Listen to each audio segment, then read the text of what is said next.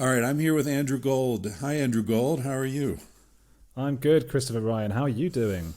I'm doing all right, aside from the aforementioned smoke Yeah. that you and I talked about before we started recording. Yeah, I'm smoked in. I guess England is one of the places where you probably don't have to worry about forest fires because it's just so No, damp.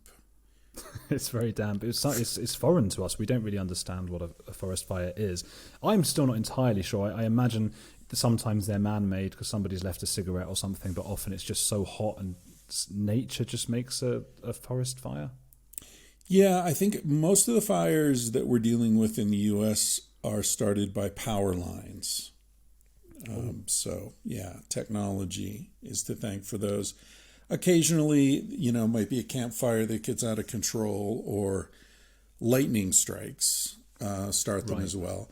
And they are part of the natural cycle. So, to some extent, the reason the fires are so horrible now is that they haven't been letting underbrush burn for decades. And so the fuel has built up. And Yeah. the other big problem is that, they log these massive forests and replant them with all the same kind of trees. So they're not really forests anymore. They're more like plantations, pine Right. tree Yeah. plantations. So you don't have the kind of, natural ecosystems that would have been more resistant or limited fires. It's like epidemics, right? We don't have the natural breaks in place that pre-civilized humans had, living in Mm. hunter-gatherer groups.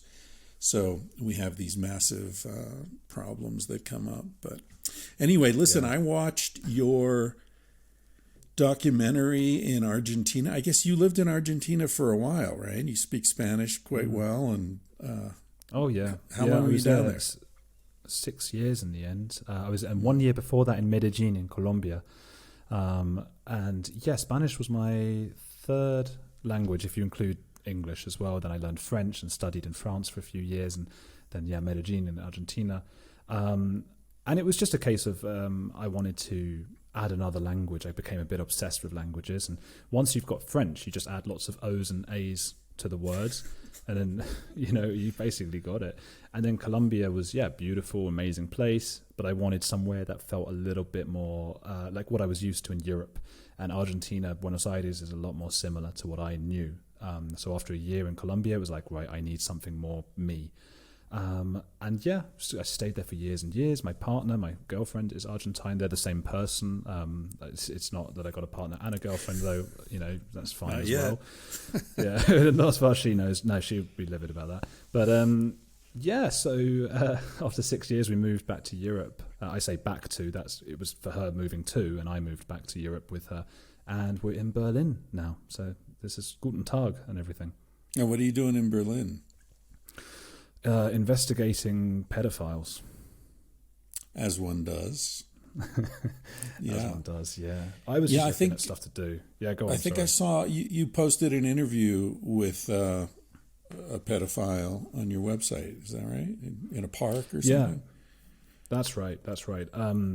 Yeah, I'm always looking for the most controversial people I can find. I find people the most fascinating things that exist, even more than nature, more than anything. I love the human mind. So we got to Berlin. The main reason was I wanted to be back in Europe and I wanted another language and, just another experience. And the first thing that I thought was, okay, what's the most controversial, weird, strange thing I can find? And it so happens, I didn't know this before we got here, but Berlin has supposedly the world's only clinic for pedophiles, or pedophiles as you guys say, where they never report them to authorities. So they can come in and tell the therapists anything that they did, that they're going to do, whatever, and they do not get reported. So it's obviously very controversial. And the first thing I thought was, okay, I'm going to look into that and see, what the sides are there. And is this for a TV project or just personal interest or what? Initially, I was thinking about a TV project, and I started to see how hard it was to be able to get these guys on film. Yeah. So then I thought maybe it could do something as audio. It's like a freelance project while I do other things. And then I started writing a book. So I've basically finished a book. And I have no idea if a publisher will ever take it, because it's just such a taboo topic. But it's been a crazy couple of years for me. The kinds of people I've met who I never ever knew existed, who just exist out there, it's extraordinary. Have you ever heard of a guy named Jesse Bering? Who's that? He's an author. He's an American author. He lives in New Zealand now. He teaches down there. He's a friend of mine. He's written probably half a dozen books at this point, and one of them is called Perv, and it's about perversions and sexuality, and it might be worth looking into for you, and I could put you in touch with him if you wanted to interview him. He argues that pedophilia is a sexual orientation and therefore should not be stigmatized in the sense that it's unavoidable. It's not something that people are choosing to feel those desires, of course. Now, the behavior is another issue. If someone acts on those desires, obviously, there are criminal implications there, and people are hurt by that. But simply having the desire is something that he argues is as unavoidable as being homosexual or heterosexual or, any other fetish that men experience, predominantly men. And it's just the way it is. And so to blame someone for that and make it criminal for them to speak to a therapist about it is totally self-defeating. Does your experience align with that perspective? It does. In the majority, it depends on what doctor you speak to. So the program here is called Don't Offend. In the UK, the equivalent is called Stop It Now. And I went to speak to them, and the head of their organisation said the opposite. And his was not the prevalent view across the world, but it was that, not that necessarily it's a choice, but his belief was that these pedophiles are people who often struggle to form relationships with other adults, and they find solace in talking to children because they're the only ones who they can talk to with confidence, and he tries to change their sexuality by making them masturbate to adult porn and things like that. Now that sounds counterintuitive to us, and that makes us sort of shudder a bit because it reminds us of gay conversion, which is an abhorrent practice. And when I asked him about that, he said, but the difference here is that homosexuality is a sexuality, and that for this guy in England, the Stop It Now head, it is not. It is a mental illness, I suppose, that can be cured. But most people seem to be saying that it is actually a sexual orientation, somewhere in between. We don't entirely understand it, because even the people who say it's a sexual orientation, even those doctors will often say, well, it can happen when you're in childhood. Something might happen to you. Maybe you're abused, maybe whatever, and it can stunt your sexual progression. An 11-year-old is attracted to another 11-year-old, 12 to 12, and so on. And some people believe that when you're 12, let's say something happens to you at that point, you can stay. And that's why there are so many people who have been abused, and it's a circle. That would imply it's not an orientation. So we're really in murky ground, and nobody seems to be exactly sure, even the top academics. And it seems to be a mixture of a bit of everything. Yeah, I personally think, and I'm no expert on this, but I keep thinking about research that I discovered when I was writing Sex at Dawn about this sort of window of malleability that males experience, where something can happen to them that imprints on them for life. And, it's expressed in men as fetishes generally, right? Like someone's gets off on women wearing red shoes or, certain kind of panties or whatever it is, or latex or something. And generally this can be traced back to an experience that the boy has between 6 and 10 years of age, somewhere in there. And that window closes, and it's like a stamp in warm wax, and then the wax cools and it's there for life. It's not going to change. Whereas female sexuality remains malleable throughout life. And this research shows that this kind of difference between male and female sexuality is evident in non-human mammals as well. And wow. So it's quite interesting. And so, in these matters, pedophilia and even homosexuality, I feel like, and this is very controversial, and I kind of hesitate to I've never written about this because I don't want it to be used in the wrong way, but I feel like a lot of our sort of, overly simplified sense of sexuality is, either a man is a homosexual or he's not, right? It's sort of a digital view of these things. And I think that my feeling is that some men are born homosexual. It's a genetic or something that happens to the fetus, has something to do with the amount of testosterone in the amniotic fluid or something like that, because there is a correlation between how many older brothers a boy has and his likelihood of being homosexual. Wow. And also not growing up with those brothers, just how many boys the mother has given birth to previously. Oh, wow, that's interesting. Yeah. Yeah. So there's definitely like some sort of innate thing. But I think there's another expression of what we're calling homosexuality, which is boys who've had a same-sex experience in that window of malleability, who are not homosexual in that sort of innate sense, but they do have this, what we might call a fetishistic attraction to a same-sex encounter. So it might be a guy, and I talked about this on Joe Rogan's podcast once and got all these emails from people saying, yeah, that's me, that's how I feel. Oh. So there's something to it where a guy's like, no, I'm into women, I'm married, I'm, got kids, I've got that whole sort of heterosexual thing going on. But every once in a while, I really, just need to have a dude suck my dick or, vice versa. Yeah. And it's not, and there's not denial. It's not like neither side of that life is a lie. It's just that so for one guy, it might be, I love women in red panties. Another guy, I need, to go down to the truck stop occasionally. So it's, so isn't that even wonderful? What's that? Isn't that wonderful that there can be such a spectrum, that you can be interested in so many different things, different kinds of people? Yeah, I would think so. But unfortunately, and I guess this is what you were getting at there, is that our schema for categorizing people is so inadequate to the complexities of human experience that we keep pushing people into these oversimplified boxes, and it ends up being a denial of their actual experience.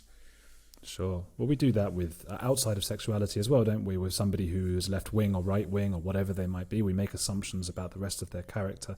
I guess we're pattern seekers, and we try to seek a pattern, and we go, okay, that fits my box of, okay, that person is gay, and and it makes us feel good to sort of imagine, okay, it must be because of this and that, and we are so complicated.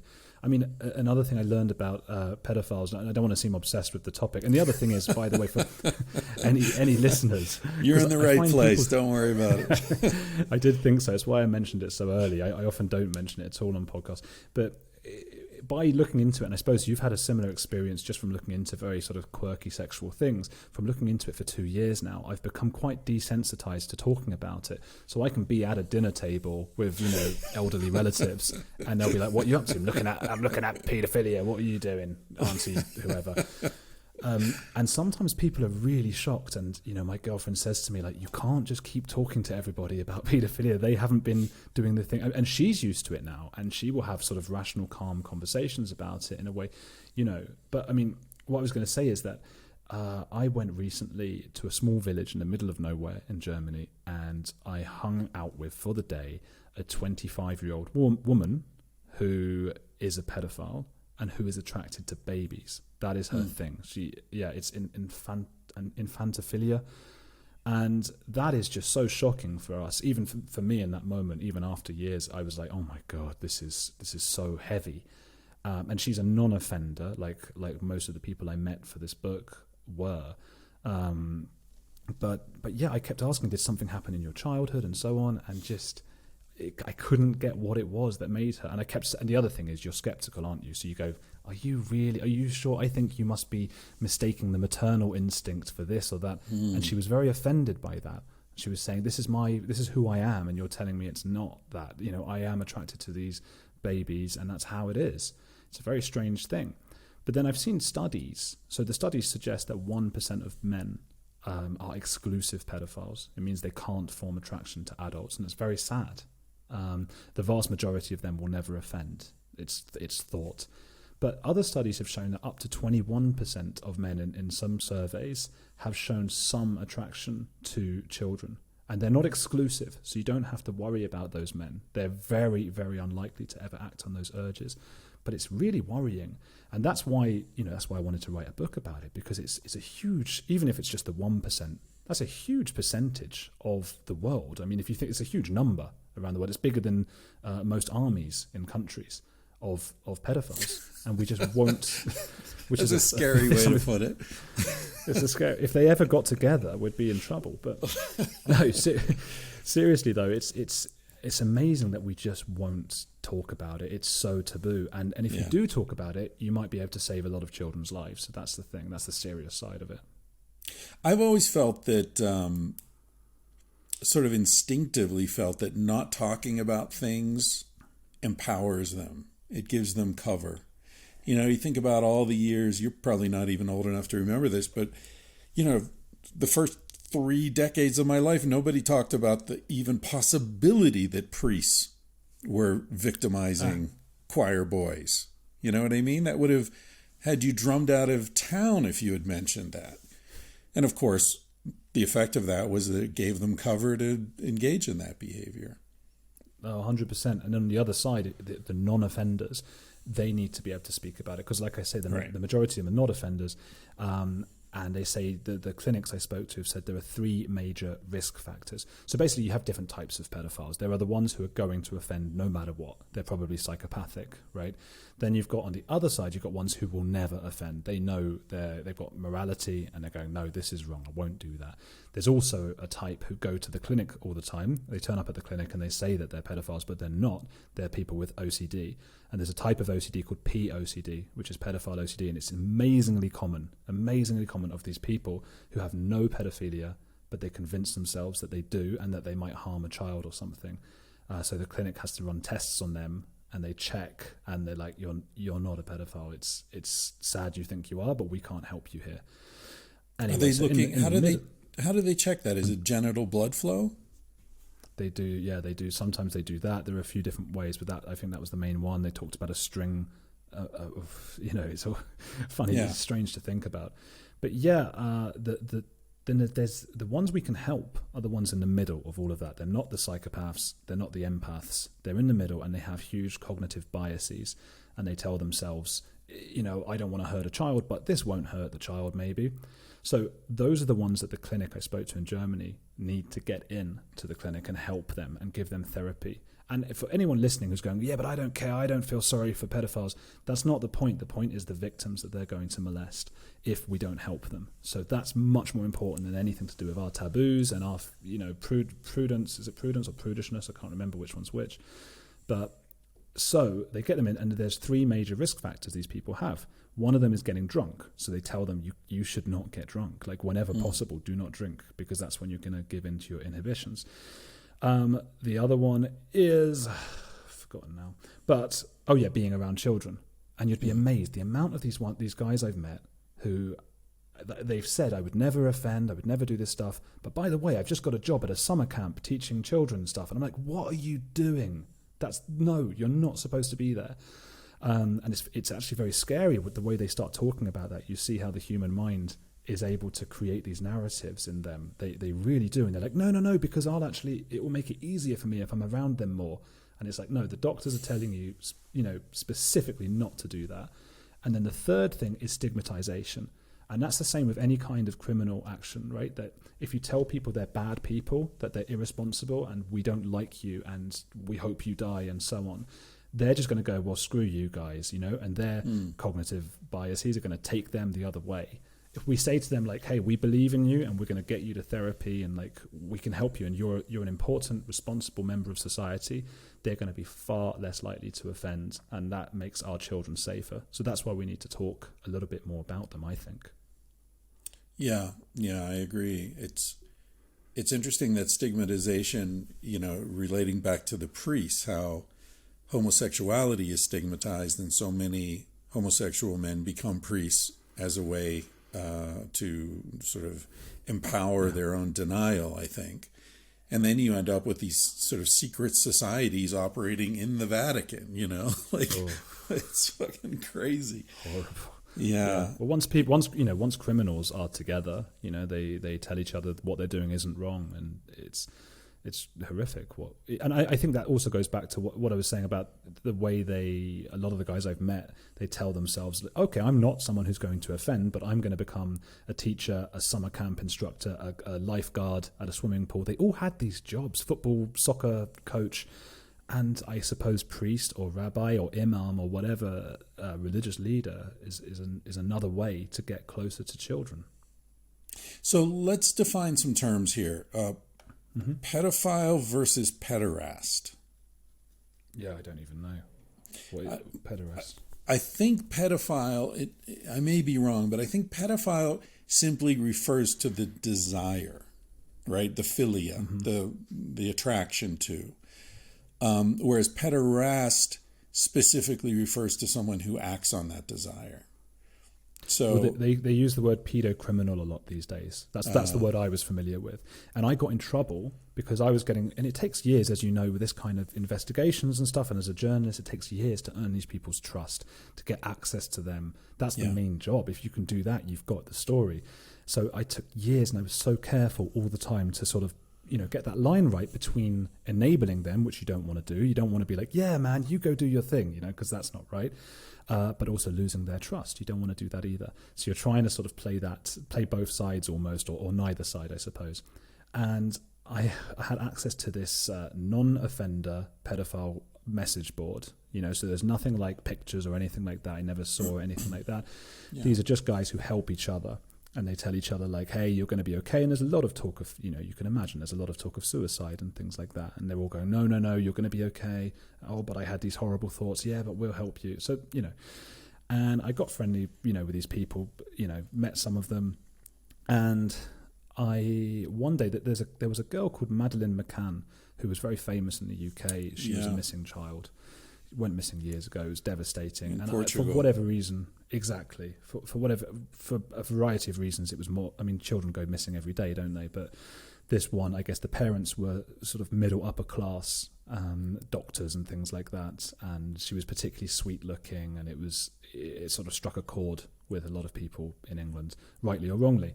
And just like last year, it came out that it was believed that a German man had been responsible, a guy who was in prison. And I think he's still the number one suspect. He's in prison at the moment. So I went to this message board, and I was in a rush because I was like, wow, that's really fascinating. And I can be the journalist who finds out about him. That would be a huge story for me back in the UK. So I just wasn't thinking. And I went on the message board and I said, hey guys, does anyone here know this guy? Have you met this guy? Do you know anything about him? Can anyone share any information with me about this guy? And when I did that, I referred to him as a pedophile or pedophile. And I left it for a few days, went back and looked at the replies. There were like 100 replies. Usually there's one or two. And they were going berserk, going, how dare you call that guy a pedophile? He's a pedocriminal. We're pedophiles. He's a pedocriminal. We would never associate with someone like that. How can you even think that? And I was just like, I'm so sorry, guys. I didn't know. I just don't know. And they said, well, you should. You're a journalist. You know, I lost a lot of them.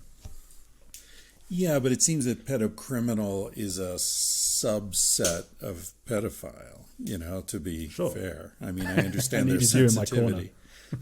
Exactly. Yeah. But, you know, on this thread of defining terms, earlier you referred to pedophiles as, you know, adults who are sexually attracted to children. Children is a complicated concept, right? What because that varies by country, right? With age of consent. So what definitions are you working with? Is it different in every culture, or is there a general definition where someone can be considered a pedophile? Yeah, I think I'm right in saying that if a child has gone through puberty, then we're talking about a hebephile.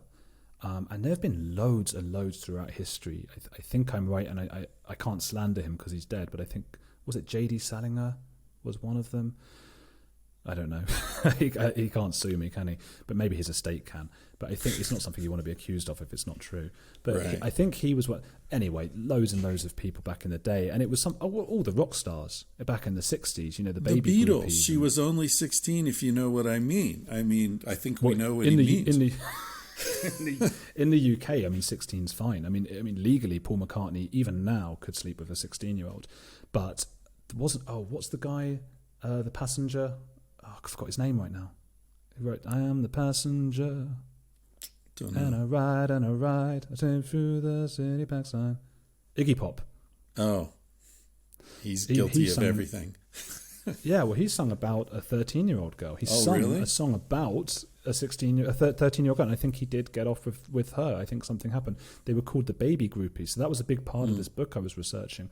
The Rolling Stones, they were all just, at it the whole time. So those are what we would call hebephiles or hebephiles. And then, prepubescent, and what the pedophile community talk about is the AOA, which is their age of attraction. So it's completely different for each one. And it's such a strange world. They introduce each other a little bit like, I don't know if you remember the AOL time when everyone was saying ASL. What's your ASL? Age, sex, location. Yeah, and this was, now they go like, hi, my AOA is, 11 years old and female or male or whatever. That's how they all talk to each other.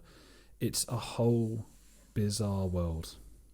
It is bizarre because I don't understand how the numerical qualification makes sense because, 11, there are so many different body types and 11-year-olds aren't all the same, just as no other age group is all the same.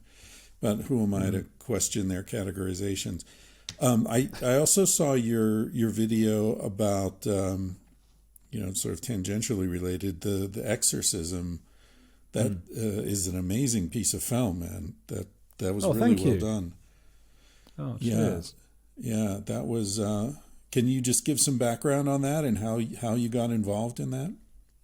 Yeah, so it was similar to, moving to Berlin. This was moving to Buenos Aires, and the first thing I was thinking was, okay, what can I find that's controversial? And this was more towards the beginning of my career.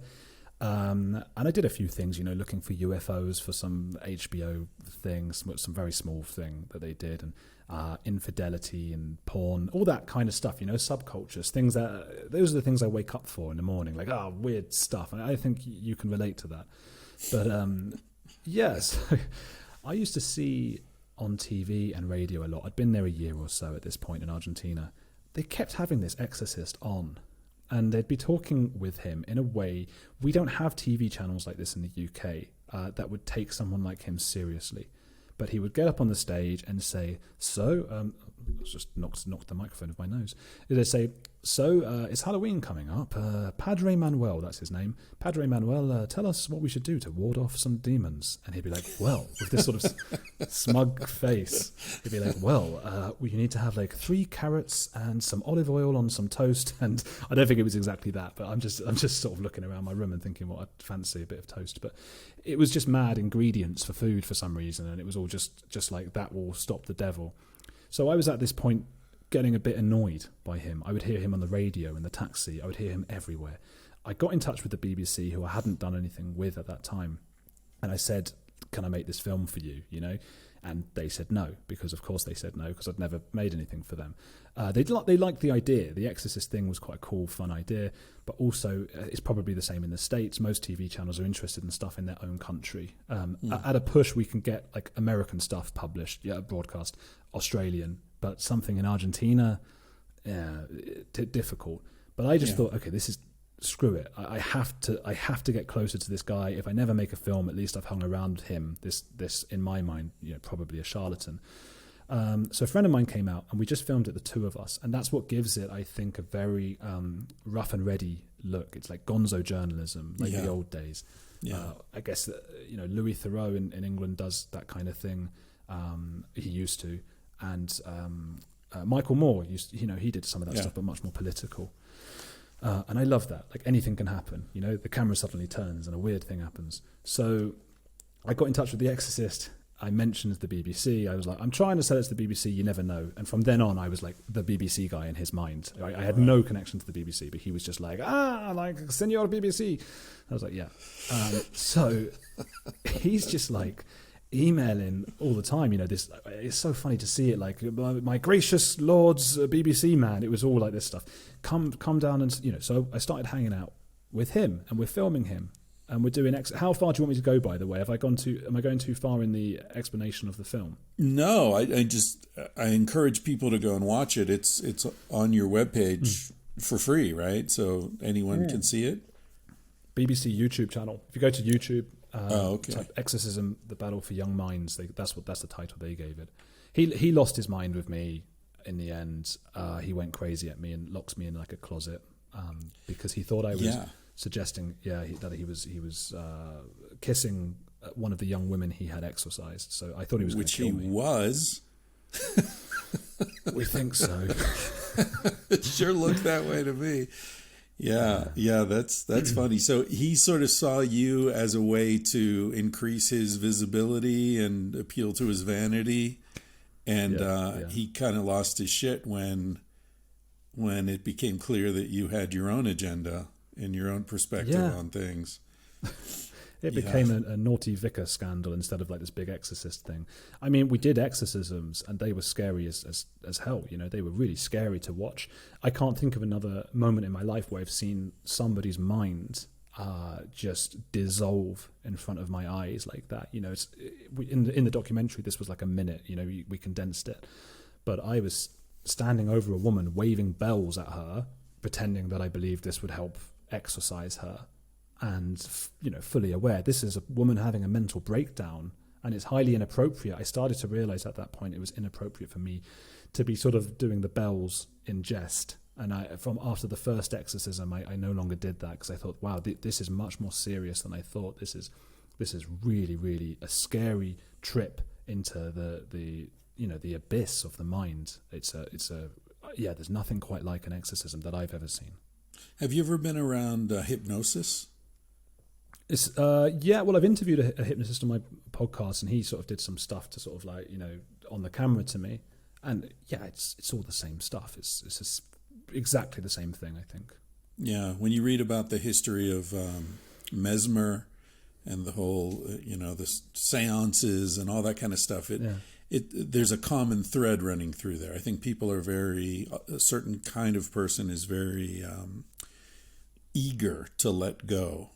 And if you give them a structure and an excuse, all sorts of interesting things can happen. I'm actually in a town right now, interesting town with a lot of sort of cult vibe going on. There was a cult here recently that got in the international media because the sort of leader of the cult died, and they transported her body around and bestowed it with Christmas lights and glitter and all this stuff, and they just carted this body around for a few months, and then it got exposed, and it was like, holy shit, what's going on here? This was just a couple of miles from where I'm sitting right now. Yeah, people are... Do you think there's this kind of extreme behavior is on the rise, or does it just seem that way because there are people like you who are, using new technology to bring it to our attention? Yeah, I think exorcism itself is on the rise, and that's it's almost like a cycle. It's like, okay, we're bringing it to the attention now of people, and then people like organizations like the Vatican are starting to go, oh, okay, the exorcism is back. The film had a huge impact. My exorcist, the one I interviewed, he used to play the music, Tubular Bells, from the exorcism film in his masses. And he had posters of the Exorcist film all around his walls of his church with his face superimposed onto that of the main characters. So he, if the Exorcist film hadn't come out, I presume he wouldn't be doing it. Exorcism was massive apparently, and a historian might be listening and think I'm wrong about this, but I think it was big like a couple thousand years ago, and then it completely went away, and it started to come back in the last couple hundred years, and then that film really brought it back in a big way. So now there's like people doing exorcisms at the Vatican by phone, and like it's getting in with modern technology now. Zoom exorcism. I honestly, that is happening. There are Zoom exorcisms happening right now, and it must look horrific and ridiculous. The women that he was getting, the exorcist, he was finding them. They were mostly women, at least when we were there, they were all women. And he was finding these women in a psychiatric ward, and they were there, basically living there and spending their teenage years there as, with schizophrenia, obsessive compulsive disorder, intrusive thoughts, bulimia, anorexia, lots of different mental health issues. And it makes sense that exorcism became a thing over the years, over the centuries, because if you look at the way somebody is supposed to act when they are possessed, it does mirror certain mental illnesses that we do know about today, and we give them labels, but hundreds of years ago they wouldn't have had them. So a doctor at the psychiatric ward I spoke to said that this is happening all the time, at least in that sort of impoverished part of the suburbs of Buenos Aires, that various shamans and magic people and exorcists were coming and telling these patients who are in an impoverished area without real education, telling them that, you've got depression, you've got this, you've got that. And they're telling them, we've got a quick fix. This is your quick fix. And we do live, you're right, we live in the age, today of like the quick fix, of the internet, of this kind of thing. And I think everybody's desperate for that. At the end of the day, what's the alternative? It's not much better. I could say to these women, no, you should go and see a psychiatrist for the next 20 years. That would be better, but it's still not going to be easy. It's going to be horrible. And who's to say it would be better? Some of these shamanic practices, and I think you even said in your film that most of these women did seem happier and healthier after the exorcism. Yeah, that was good for us as well. But as a documentary maker, you always hope for the most interesting thing to happen. It certainly wouldn't have been interesting that I go in and like, oh, this is a stupid practice, and then it was a stupid practice, right? It is a stupid practice, by the way. But people got better, and that is the placebo. That's the power of the mind. It can take you to extraordinary places. And the problem is, as these doctors explained to me, a year or 2 or 3 later, they go back to where they were, but they also have this extremely traumatic experience playing on their mind, and they've had years where they didn't see a psychiatrist, so it can be quite dangerous. Yeah. So how did you get into this? Did your fascination with these fringe phenomena precede journalism, or did you go into journalism and then go toward these things because it's interesting and a good way to get a foothold in the industry? I was always interested in that stuff, and it was, when I was a teenager, friends of mine might have been interested in the news or something like that. Later, as I started to become a journalist, because I wanted to meet people who thought differently from me. I've always been, that's what's fascinated me more than anything. It wasn't necessarily the fringe stuff. It was the idea, like, hang on, that person has mostly the same sort of genetics that I do, and this, a different upbringing, fine, but why is their belief so different from mine? Why are we such different people? I have to find out why. Instead of judging them, instead of going, what an idiot these people are, I wanted to know. So I then got a foothold in journalism, got the certificates and stuff you need in the UK. And it was very important for me as well to learn languages, because all the stuff I'd seen where different documentary makers went abroad, they used translators. So, for example, the argument we have at the end with The Exorcist, where he chucks me in a room, and, that made our whole documentary, I think. And we couldn't have had that if we didn't speak the other languages. So it was just always a case of that. And I think you come back to earth afterwards when you've battled an exorcist or whatever. you come back to Europe and you've got everybody saying like, oh, can you believe that so-and-so voted Trump, or so-and-so voted Biden, or someone trans this and BLM, that stuff. And I'm like, well, yeah, I absolutely can believe that, because I've literally just stood with somebody for 3 weeks who believes that there are demons inside them, and that's what an adrenaline spark that is, to be out there in that moment and to be in these weird situations. You've only got you've got one life, don't you? So, that's what it is. It's the excitement and the adrenaline. So what are you doing? So you're in Berlin now just because of this project, or how does that work? Do you go where the project is, or do you go somewhere you want to live and then find the project? This was a case of live, and where I wanted to learn the language, and where my girlfriend was happy to move to as well. And then once we got here, it was like, okay, what's interesting about Berlin? And the first things you're looking into are like neo-Nazis, communists as well, and the Soviet stuff, and the Berlin Wall. And the pedophile stuff interested me in the end. But I've got, I live from my podcast, and I interview strange and bizarre and wonderful people on that. So that's sort of my main job. That's my ambition, and that's what I love doing that. And then every now and then I think, you know what, I'm going to go out and do something, and then see if I can sell it to the BBC, or see if I can write a book about it afterwards. That kind of thing. Is there something about German culture that lends itself to sexual perversion? Yeah. Yes. It's a hard one, because you never want to go on a podcast with a huge listening and generalize about a whole country of people, right? But, sure you do. Sure you do. Because German porn is so weird. I would say again, we're just a couple of guys talking here, right? We're not, this is not expert opinion, but it seems to me German and Japanese culture are very, what's the word? Like they generate perversion, and both of them are extremely controlled, regimented societies. And so it's, my operating theory is that when you repress something, it comes out in a more elaborate, possibly destructive, corrosive form, not necessarily. For example, in Japanese society, there's all sorts of bizarre perversion, but I don't think it's necessarily corrosive.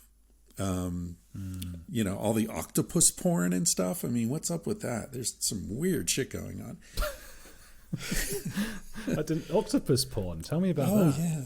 Oh, there's this whole thing in Japanese sexuality, all these comic books where women are being raped by an octopus. It's like got, 8 arms holding her. It's, impossibility of escape. And there's a lot of weird shit going on in Japanese sexuality. But it seems to me, and this is my bias, that kind of repression sort of turbocharges the expression of the energy, almost like an internal combustion engine or something, Yeah. Well, that might be why heavy metal is so popular in Scandinavia. Right. A similar thing, just like when most of the time they're so composed. And so I found German people to be the most, and I'm careful when I say this, but the most different to me that I've met. And so I've spent the last 12 years living in different countries, and Brazil, Colombia, Argentina, France, and now here. And in all those other countries, it's a very simple thing, right? And it's the same in the States, same in the UK for me. I can go up to people and go like, hey, how's it going? That's not a thing here. That is not you say, hey, how's it going? They will look a bit like, what do you mean? And I'm like, how's it going? You all right? And they're like, yeah, I never said there was a problem. And you're like, okay. My first couple of days here was a baptism of fire coming here, because also the language is horrific. Oh, it is man. horrific. And you've got to know about like all the different like dative or dative and the accusative different ways of speaking. Yeah. Dude, I studied German for 3 years. It was a total waste of time. Oh, it's so hard and it's horrible. But you learn it, and they don't care. You know, they should be happy you're learning it because you know they probably speak English, right? They should be happy you're learning their language. They don't care. And I remember like it's not even the funniest story or anything, but it's just like it sums up my time here. One of the first couple of days, I was with my girlfriend. We didn't know anyone. We were feeling a little bit vulnerable, maybe. We were just walking around in the snow, like freezing. Couldn't find anywhere to eat, and we popped into this restaurant. And it looked like a nice little, beer place, real Brauhaus, as they say in Germany. And I thought, okay, this would be nice. We'll get some food here and stuff. And I said to the hostess or what the matron, what do you call the person who stands behind like a podium and lets you in? Oh, restaurant? Yeah, hostess, I think, yeah. Yeah, okay, well, yeah. And I said, can we eat here? And then she said, no, there's no room here, right? And I just said, okay, well, we're freezing cold. We haven't eaten all day. We're lost. Do you have any recommendations? And she says, yeah, book next time. and wow. That was like, yeah, okay, we're in Germany. Like that is in America, it's the opposite, And they might be saying stuff behind your back. The same in the UK, right? Sure. You go in. Do you have any recommendation? Why, sure. Here's a map, and here's this. Germany. Cold, but that's how they like it. And yeah, you're absolutely right to say. I think that has to come out in some sort of crazy way, as it probably does in porn. Yeah. It seems like. Well, I don't know. Now that I'm thinking of it, I was going to say it seems like the German sort of expression is very much about power and. Chains and whips and all that kind of S&M stuff. But then the UK is sort of famous for that too. Like everybody's getting spanked at public school and fucking a pig's head and all that kind of shit. I mean, you guys are pretty sick too.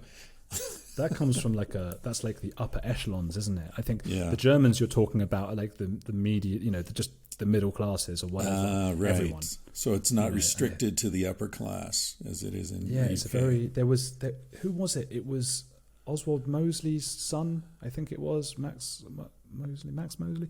Somebody there was a politician who was caught at one of these parties. Oh yeah, in the SS uniform. Yeah. Right. Yeah. It was, but what happened was this. I think it was the Sun. It was one of the newspapers reported it as like, oh, he's in a big, issue. Here he is with Nazis, and he said, well, look, you got the picture, but they were not Nazi uniforms. These were normal German soldier uniforms. These were not. So he sued them, and he won a libel claim against the Sun because they weren't Nazis. They were German soldiers.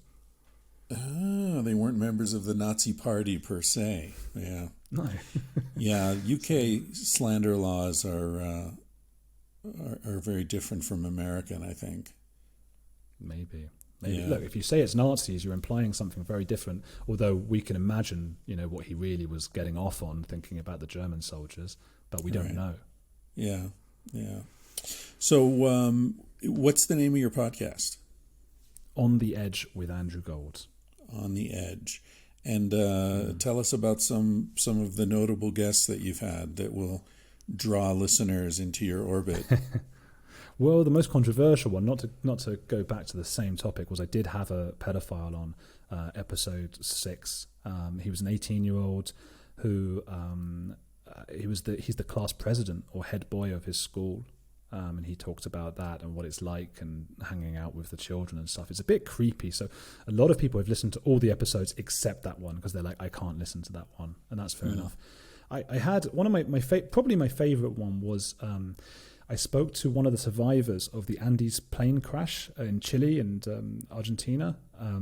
And he had to eat his friends when once they landed, and he was stuck there for 3 months. Soccer team that went down? Yeah, rugby. Oh, rugby team. Okay, right. Yeah. That was a long time ago. He must be an old guy by now. He's about 73, I think. Yeah. Wow. Just the story. It's the only time I've edited a podcast thinking crying. I was crying. It was so emotional. It tends, the stuff that makes you cry tends to be the uplifting part, the part where his wife, after 3 months, or his fiancée, she was at the time, hears on the radio they just called out, everyone in Uruguay was listening on the radio when they'd found them, and they knew that only 20 of them out of like 50 or so had survived, and they just read a list of names. And just imagine if it's your loved one and you're listening and you're getting closer and closer to the end of the list, and you don't hear your loved one's name, or you do right at the end. His name was the second from last, so you can imagine just the euphoria and the fear. So I spoke to, usually it's an interview podcast, much like your own, but in that particular time, he got tired of speaking English, and he's quite an old boy now, he's in his 70s. So I went to Spanish, and I thought, I don't know how I'm going to do this, because we need to, and afterwards I got an Argentine person, a friend of mine, to do a voiceover over him, to dub over him at times, and I brought in some music, I did some interviews with other people, and I made it into kind of a documentary episode, and it's just my favorite one ever. But why did he agree to do the interview with you? Well, he's not ashamed. He's very proud of what happened, because they had no choice. And I don't know. I saw an article about him. He had a book out as well, I should say, actually. Okay. That's probably the main part. From his side of the story, so I read that, then interviewed him, and it was just, a pleasure to speak to someone who that's a huge part of our history. Everybody knows about that plane crash. It's the worst thing I've ever heard of, ever, their experience. Yeah. But did that give you any insights into... Or do any of these interviews and the research that you do, how does it change your sense of self and your own capacities? Well, I know I'd like to say I couldn't do that, but you don't have a choice, do you? I don't mean I wouldn't have eaten human flesh. I just mean I feel I couldn't have survived the first day. I'd have frozen to death. I think it must be the same for you and any sort of interviewer in this sense, that it opens your horizons, and it probably makes you less judgmental as a person. I've had people who are fairly right-wing on the podcast. Someone like, I'm thinking of Americans like James Lindsay, these anti-woke people. And then some people who are quite left-wing. And, most people, when you sit and have a conversation with them, they're really quite nice people. One of the people I interviewed in Argentina, there's a documentary I've just made about abortion, in Argentina. It was before I left there, and that's currently at festivals, going around the festival circuit. And I didn't want to do sort of a straight documentary about abortion, because although it's a very important topic, it could be quite straight, quite basically. I followed somebody who's known out there as the crazy baby lady, Mariana Rodriguez Varela. She's the daughter of somebody who was a big part of the dictatorship in Argentina 20, 30 years ago. And she's really extreme. And she turns up when people are trying to get abortion. She turns up with plastic fetuses and throws them at them and screams at them and stuff. So she's just very, very extreme. And I personally, and I have no judgment of other people, but I've always sided on the pro-choice side. And I just think, liberal, and let people do what they want. And so it was interesting for me to hang out with someone like her. And I went on the school run with her, and we went and picked up her kids. We hung out at her house, and she was just so lovely. She was divine, and she treated us so nicely. And by the end of it, I found myself really liking her. And it really changed, I think if I'd heard about her in the news and just seen crazy baby ladies screaming at kids or screaming at young girls trying to get... But actually being with her, I felt affection for her. And unfortunately, at the end, I had to ask her a few questions she didn't like. And much like with The Exorcist, we fell out. And she won't talk to me now. She hates me. And that's part of the job sometimes. You have to push people. You don't always want to. But, all of that kind of... Speaking to people who are just totally on different sides to you. And then, I see on Twitter now, I see friends of mine, and they're all arguing over these tiny, tiny differences. People who are both left-wing, but one is slightly more pro-trans or slightly more this or that. And you just think there are so much bigger discrepancies between opinions that you're not even looking at the people who are really far away from you. You're arguing with people who are just like you, which is what we do. So I think would you feel the same way about your own experience talking to lots of different people on all sorts of sides of the spectrum? Yeah, definitely. For me, the podcast is very reminiscent of when I hitchhiked a lot when I was young. where you never know who's picking you up, but you start out with a sense of gratitude that they stopped. So even if it's some Christian fundamentalist whose agenda is to convert me, I don't really give a shit as long as I'm not standing in the rain, and we're getting closer to my destination. There was something about that I really enjoyed and gave me a sense of, accomplishment of just being able to get into anyone's car and try to find the common humanity, And in this case, it's their head. You're getting into anyone's head. Yeah, and just, I don't know. I mean, I've done almost 500 episodes now. I was just looking last night. It's like 9 years or something since I started doing this. And it's very, I've had all sorts of different experiences, as you can imagine. But I think my favorites are the ones where,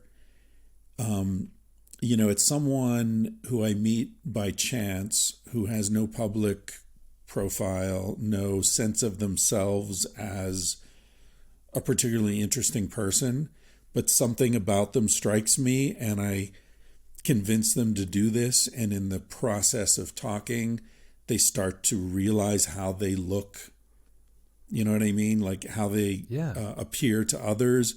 And they have an appreciation for themselves that they didn't have before. Those are the experiences that are, for me, the most gratifying, where, it must be like a great portrait photographer or something who takes a photo of someone that makes them look like really illuminates their beauty in a way that the subject had never seen. And then they look at the photo or the painting and like, oh my God, I'm not horrible. I'm actually, there's something beautiful there, like that's what I love doing with it. And it's rare, it's not an easy thing to do. And it's actually something that I don't even think can be done intentionally. It just sort of happens. But a big part of it is what you've been talking about, this lack of judgment, where you just say, I want to hear your story. I think it's really interesting. And, and then it just goes from there. With these experiences that you've had, particularly, you're much more focused on the edge, obviously, than I am. What's your feeling about evil? Does evil exist, or is evil just, the baby lady is doing what she thinks is right? She's bringing a lot of pain to people, but she thinks she's doing the right thing, right? Yeah. No, absolutely. And that's what that taught me. And actually, that was filmed a couple of years ago. And as I get older, and you change as you get older, don't you? And 18-year-olds are generally very judgmental. I was, as an 18-year-old, and very right on and righteous. And not just lefties, we think of them as big lefties, don't we? But on the right as well. There was a statistic about the Vietnam War, and I think we think of the young Americans being very, very anti-war, but apparently there were just as many pro-war young people, because young people go one way or the other and they judge. And I think part of getting older is learning not to judge so much. I'm only 32 now, and I have very different thoughts to what I had when I was 22.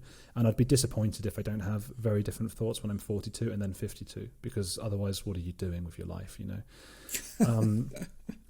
You've got to be learning and changing and adapting. You have to be. If your experiences don't do that to you, then it's just, what is anything, So the crazy baby lady was one of the first people. Oh yeah, I was saying I look back on it and I said a few judgmental things to her that I regret saying, but I got caught up in the excitement of what was a movement to, in my mind, give women more civil liberties or whatever. Oh fucking hell, wait, someone's calling me. Sorry. How do I turn it off? I just turn it off. It's on silent, by the way, but it's just breaking through. I'm just going to turn my phone off. We're not hearing anything. Rude. Don't worry about it. I've turned it off. When I put my phone on silent, if somebody calls on WhatsApp, it's still, if they do it twice in a minute, it still comes through. So there's nothing. I've just turned it off now. Crazy Baby Lady was one of the first times I sort of thought really hard about that. And that is a realization a lot of people have as they get older, right? And, you start looking back, and then, even the Nazis, if we think about pure evil. And I think I have I'd like to think I have a slightly more liberty to talk about it being Jewish myself. I wouldn't want anyone to think that I'm downplaying the atrocities of the Nazis who did evil things, and some of them were evil. 1% of people are psychopaths, and I've interviewed a few of them on the podcast. That neuroscientist, Dr. James Fallon, do you know of him? Mm-mm. He's just a neuroscientist, and he was looking into psychopathy, studied it his whole life. Oh, and he found out that he was? Yeah. That guy? Amazing. Yeah. One of the scans was like, he was like looking at a scan and he was like, oh my God, whose is this? We need to get this person off the streets. This is horrific. And the people working with him were like, that's yours. And he was like, you're fucking me. Get out of here. And he was like, no, that is your brain. And he's a psychopath. He was on my podcast. It was a great fun talking to him, because I love talking to those people and saying, like, if somebody came in the room now and slit open my throat, right, tortured me to death, how would you feel? And they're like, be okay. It's just mad. Really? Is that what he said? He said, like, there's emotional empathy and there's cognitive empathy. And his cognitive empathy would kick into gear, and he would say, which I think he sees as like a moral framework. And it's just like something he invents, and he says, these are the rules I'm going to live by. The other psychopath I had on my podcast was somebody called Emmy Thomas, who wrote Confessions of a Sociopath. And she is a Mormon, right? Which is so strange, because you just don't think of these people being religious psychopaths. But she says she uses Mormonism, again, as a moral framework. She likes the moral framework of Mormonism for whatever reason. And I asked them both that question, and she sort of avoided it a bit, and she was just like, Andrew, you don't quite understand. You know, she just wasn't interested in anything. James Fallon said he would call the police, but he would have a sort of mild curiosity. He would sort of watch, and he'd be mildly curious, and he'd call the police and say, yeah, pop over to Andrew's house, wherever he lives. But that it wouldn't get him on an emotional level. But going back to evil. Oh, sorry, did you want to say something? Sorry, No, go ahead. Go ahead. No, just psychopaths, 1% of society. It's on a spectrum, so let's say 2%. The entirety of Germany were going around putting Jews in gas chambers. And that wasn't just because they would be killed if not other. It was too big. The scale was too big. Obviously, if you're going to get a gun to your head or you have to kill someone else, you know, we can all sort of understand that. But the aggression, the stories you hear of the way people were treated, it's ideological, right? And it's a Scientologist I had on my podcast called John Atack. He talks of weaponizing empaths or weaponized empaths. And it's just getting people who are super empathetic and getting them to do your bidding if you tell them the right narrative. And then they will just go for that ideology. So the Nazis were told a lot of stuff about eugenics. They were told a lot of stuff about the bad guys who were the Jews or people of color or, gay Gypsies, people. Homosexuals. Gypsies. Yeah. Oh, yeah. And they were told, these are the bad guys. You're the good guys. And the same thing happened on the left at the same time in Soviet Russia. So, you know, these people have more money than you on their farms and stuff. They were just farmers who happened to be slightly more successful. Burn down their farms. And you do it because you think you're good. And it makes me now, when you think about this and when you end up interviewing all these people, you go on Twitter and you see such anger with people who are so sure they're righteous. And I guess you get to a point where you think, I never know if I'm right or not. Like, all I know is I don't want to ever act like I'm that sure of anything. Because historically that seems to be the pattern. It's the people who are that sure of themselves that they're right and other people are wrong. That's the bad side of history, maybe. Yeah, you're familiar with Stanley Milgram's experiments where he convinced people that they were shocking other people, right? Turning up the current. Yeah. There's an interesting sort of scandal around that I wrote about in Civilized to Death, where it turned out that the way that was reported was bullshit, that most of the people refused to participate in the study. Most of the people that he said, now turn up for people who aren't familiar with this, he had subjects convinced that they were shocking other people, and the people that they were shocking were actors. They were pretending they were being shocked. And he wanted to see how high they would turn up the current, how much pain they would inflict on these people when they were told to do so. And that was reported, I think it was in the 50s when this study was done. And it was reported that virtually all the people agreed to inflict torture on other people, which was a fucking lie, because most of the people, when they got into this situation, said, fuck you, I'm not going to shock that other person, and got up and walked out. They weren't included in the study. So when he reported 98% of the people agreed to do it, they didn't include the 50, 60% of the people who got up and walked out. But in any case, when I, went back and looked at the studies again, it seemed to me that it was a study of people's willingness to do what they were told by an authority figure. And so the real dangerous people were the ones who always did their fucking homework and did what they were told and showed up on time. They're the rule followers. Those are the dangerous people. Not because they're psychopaths or because they're evil people, just because they do what they're told. And so often the authority figures are telling us to do things that are horrible. And so I guess that's why I have much more sort of empathy and trust in rule breakers than I do in rule followers. It's strange. You're not alone. You're not alone in that. I was doing, because another book I'm writing at the moment is about the science of secrets and why we keep them and why we tell them to people, why we, and what it does to us keeping a secret. And it's been shown that the people we trust and tell our secrets to are not polite people. We don't tell polite people. We tell, as you say, rule breakers and people like that, because we know polite people might turn us in to someone else. I'm in Berlin right now. You think of the Stasi, a very polite person. They also might judge you. They might not relate to you. We do instinctively trust, as you say, rule breakers. And they do just, if you're at a party, you want to get on with the rule breaker a little bit, as long as it doesn't go too far, as long as they're not like murdering people. The ones who stick to the rules, I don't like that at all. Safetyism and that kind of thing. Yeah, I think about this with hippies a lot. These sort of people cruising around with, white people with dreadlocks and didgeridoo players. It's like this sort of self-proclaimed, like, look at me, I'm a hippie. Like, I often think, like, you don't really understand. Being a hippie meant not following the crowd. And what you're doing is following the crowd. And if you were 20 years old in 1934 in Germany, you'd be a brown shirt, or you'd be following that crowd. Yeah. Following this crowd doesn't make you cool. You're still following a crowd, It's a strange thing. Yeah. Maybe it's all about conformity and non-conformity.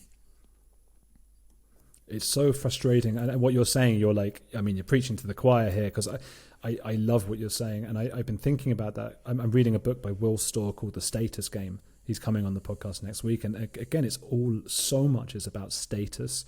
And it had to be back in tribal times, right?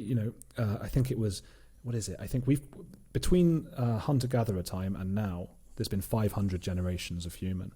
During the hunter-gatherer time, there were 100,000, right? It's a huge amount of time we spent in tribes. So obviously we are very tribal. And that's all that is. If you're you follow a certain set of rules because you think it makes you the good person. And I know so many people, and we all do, who are on Twitter, who have these, what we would call maybe woke views, and they're so sure of themselves, and but they're not the rule breakers, because they're just saying the same stuff as what the BBC is saying. They're not the ones right now who are the rule breakers, whether they're right or wrong, and I'm definitely not about to say either way, are the ones who are maybe saying, hang on, this trans stuff, or this pronoun stuff, or any of that, just calling it into question. Those are the rule breakers right now. Yeah, okay, Joe Rogan can talk about that, right? But the BBC couldn't.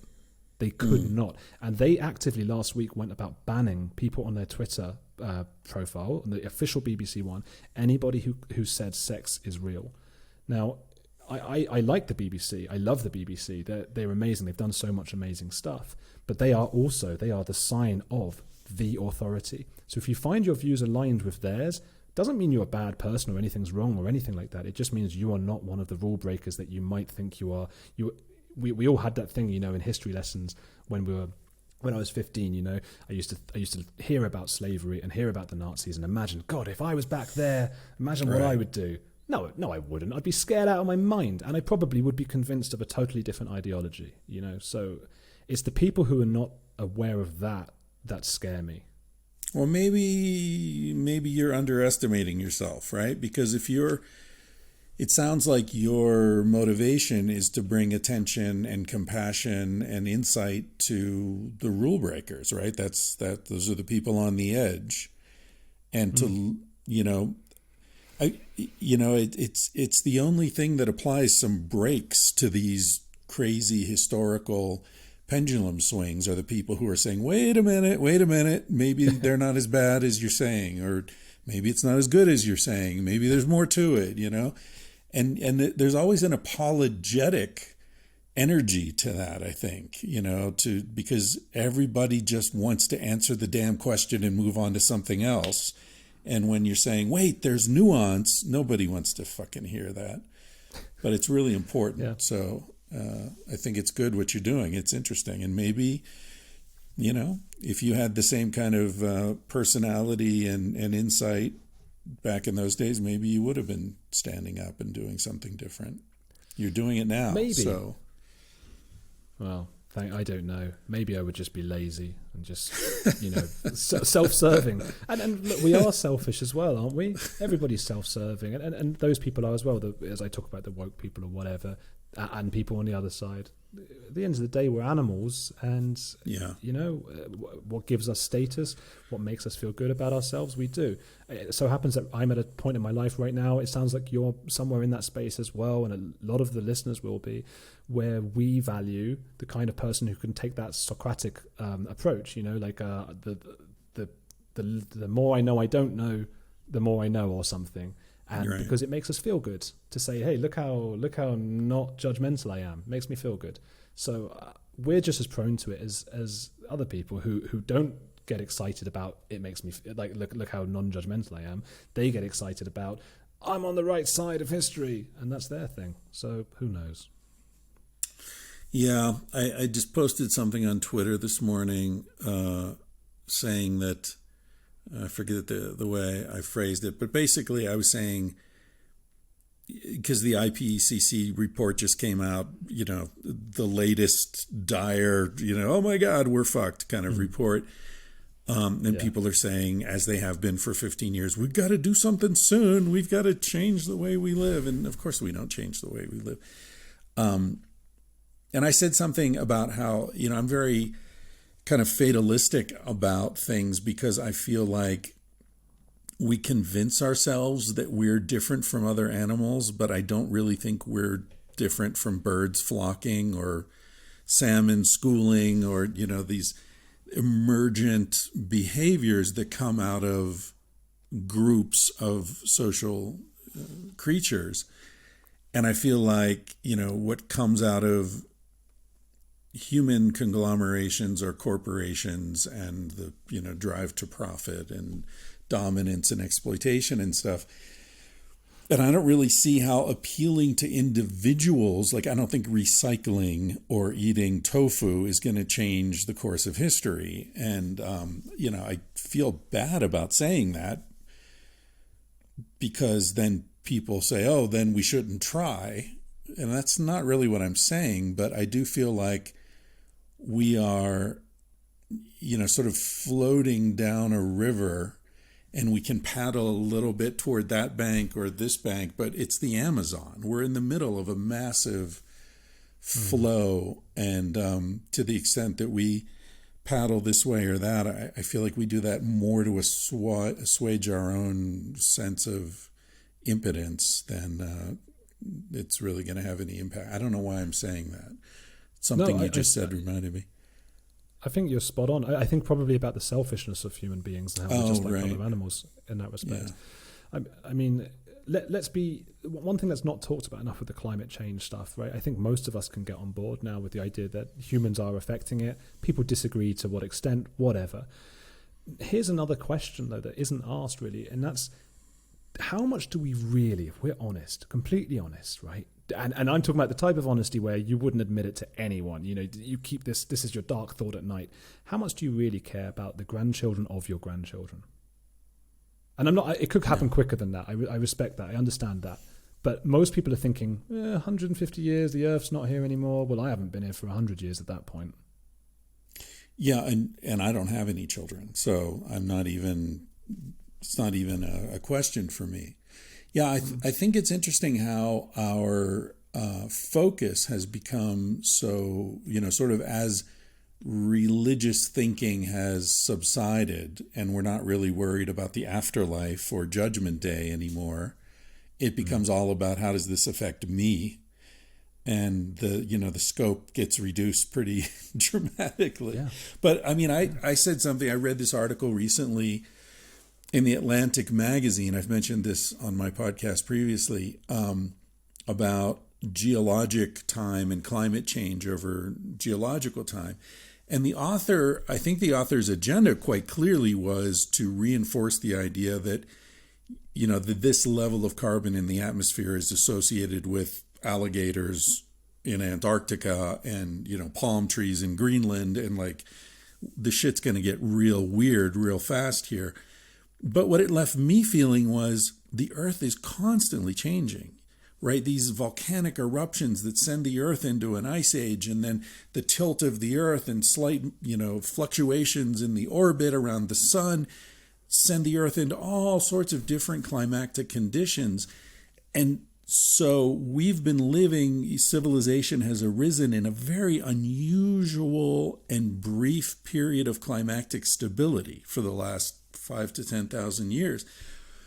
And there's no reason to expect that to continue. There's every reason to expect it to continue fluctuating. And so it seems that the Anthropocene that we're experiencing now could actually have delayed the onset of the next ice age. So it's even more complicated. Great. Yeah. What a result that would be. Not that I care, because it would be my grandchildren's grandchildren's benefit. Exactly. Exactly. Yeah. I don't know. I don't know enough about the science. I believe 97% of scientists. The way I look at it, really, and because I never, what I hate, and I think we've discussed this a lot already, it's the righteousness and the idea that somebody might be more sort of superior to their animalistic instincts, and they're the ones who are better and right. And what nonsense. None of us are. I am a vegetarian, and I would love to tell myself the reason is because I want to save the planet and I want to save all this stuff. And, and I probably do tell myself deep down that, because it's a nice narrative, isn't it? The truth of it is, it just grosses me out to eat a dead animal, right? And it always has done. And as I got older, I realized there was enough nice vegetarian food that I was able to stop thinking about it, and just, it grosses me out. If somebody threw a dead bird on my plate, I'd be grossed out by it. And with climate change, again, like I don't know enough about all of it, but what I do know is it's not nice when I stand behind a car exhaust and it all goes in my face. I like the idea of clean energy then. It's not because I'm some great person who wants to save future generations from this or that. So what I'm saying is, and what we're both saying, I think, is that if for the world to work, and the reason the world has worked so well for hundreds of years now, is you just have to be lucky and hope that selfish interests on a global scale work together in some way that it saves the world and everything ends up being fine. And so far, capitalism has sort of saved us each time. And you just hope that the next time there's a big emergency, it will save again until it doesn't, and that'll be the end of us. All right. Well, we have to wrap this up, but I have to say the premise there that capitalism has saved us is very interesting, because here are you and me, two survivors, talking about how we survived, but it didn't save a lot of people, right? It didn't save 100 million Native Americans when smallpox, when the Europeans arrived. There are a lot of people who weren't saved by technology or capitalism and other species. I just published a book called Civilized to Death, which questions the premise that things have been going well for the last few hundred years. Yeah, interesting. So I can't just let that go by. That's an answer to, what's his name? Sapiens? Ohari, is that his name? Yeah, Yuval Harari. Yeah, it's a bit in that line. Although he and I agree on most things. He also critiques civilization as being overhyped and oversold. It's more of a riposte to people like Steven Pinker or Matt Ridley, who think that civilization has been an unmitigated benefit to humanity. For us, it has. The survivors, it has. Well, that's a questionable premise as well. Hunter-gatherers actually have better quality of life than we do in many respects. So that's what the book is looking at. Like, has civilization actually been a benefit to the average human being? And I argue that it hasn't. Interesting. We suffer from much more chronic disease and depression and suicide and meaninglessness in our lives than the average hunter-gatherer does, in addition to nutritional and, free time and all sorts of other measures. But there's a whole book I wrote about that, so I don't want to bore you with it now. Andrew Gold. Read that. Yeah. Check it out. We can talk about it again if you want to read it, and we'll talk about it another time. Get you on mine. Get you on my podcast. Yeah, it's definitely a sort of heretical view. So maybe that'll qualify me to be on the edge. Yeah, it will. Absolutely. All right. Well, thank you for your time, Andrew. It was good to chat with you, and I appreciate your work and your perspective on things.